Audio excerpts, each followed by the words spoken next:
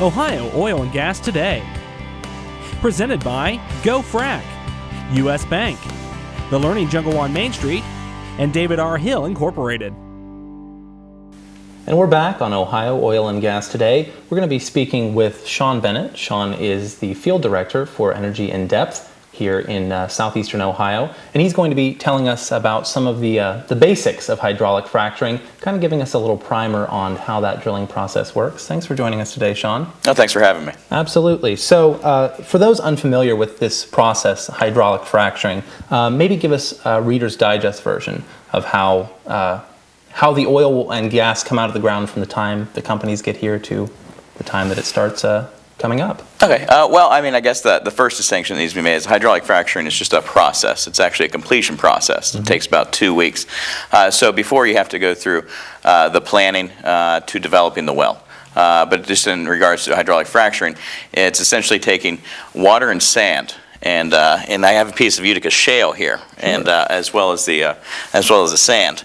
I don't know if you can get a close-up of this, but really what hydraulic fracturing is taking the water and the sand, and the water essentially creates pressure in the sand to create small fissures that will release the oil and gas that will go back through the well bore and come up to the surface through the developing of the well. And that's how we extract the oil and gas from the Utica shale here. Okay. So how does that process work from a company coming in and then establishing the drilling pads and things like that? Well, first they have to do site preparation, and again, they choose a site and then they develop the well pad. Once they develop the well pad, they drill the well, and again, that's a series of casings and cement, and to protect the groundwater, they use about 7 layers of steel and cement until they get down to the Utica shale. Once they reach the Utica shale, they bring in what's called the hydraulic fracturing crew. And then when they're on site, they, put the water and sand and the solution down and through the well bore. And that's at a depth of about how far down? 6,200 feet to 8,000 feet, depending on. So about a mile or more below the surface of the earth. Yes, correct. Okay. Sorry, continue. Oh, no problem.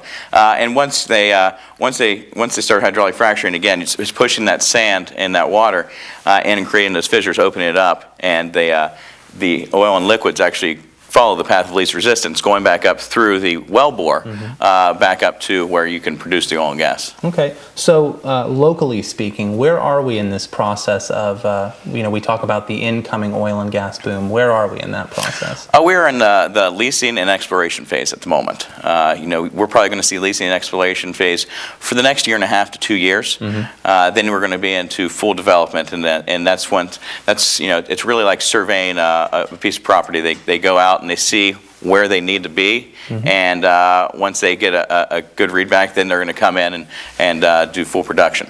That said, there are some wells locally that have been drilled for that purpose. Can you tell us a little bit more about that? Yes, there are 2 wells in southern Guernsey County, down in Spencer Township. They are the first wells actually to be drilled, actually the furthest west drills to be drilled, as well as first southernmost wells.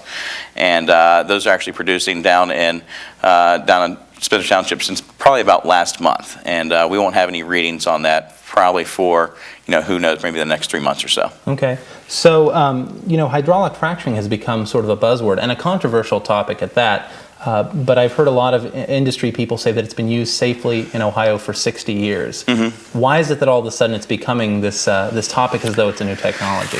That's something people in industry have been trying to figure out for years here. Hydraulic fracturing has been used since as a process since 1947. It began in Kansas, and here in Ohio since 1953. And actually, we've hydraulically fractured over 85,000 wells here in Ohio, and 1.2 million nationally, all done safely. And the conversation is hydraulic fracturing. The conversation regarding hydraulic fracturing, you you have to look at the studies. You have the University of Texas has just performed a study that was released in February, as well as a Penn State study that found no groundwater contamination from hydraulic fracturing. EPA Administrator Lisa Jackson actually testified before Congress, stating that the hydraulic fracturing process has never in its history contaminated a groundwater source. So when that conversation arises, I'm not sure where it came from, but there's no real scientific backing to it. And to piggyback on that, another new technology, one that actually, as you were telling me earlier, has been used for many years, is the injection wells, the injection disposal wells. And you said that that's been used in Ohio since? 1934. Okay. So both of these are not really new technologies as they're being sort of billboarded. No. Injection wells has actually been, and again, to make the distinction, injection wells are not hydraulically fractured. Those two are not tied whatsoever. It's completely separate. But injection wells have actually been, by law, the only way of disposal here in Ohio since 1985. We actually have over 181 here in Ohio. So that too is sort of an established process locally as well? Yes, it's actually governed under the US EPA. And they gave primacy to OD&R back in 1985, so it's been regulated by the states.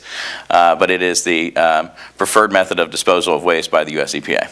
Okay. And how does that differ from, say, Pennsylvania or New York or over in the Dakotas, where this process has been going on for some time? How do our regulations compare to theirs?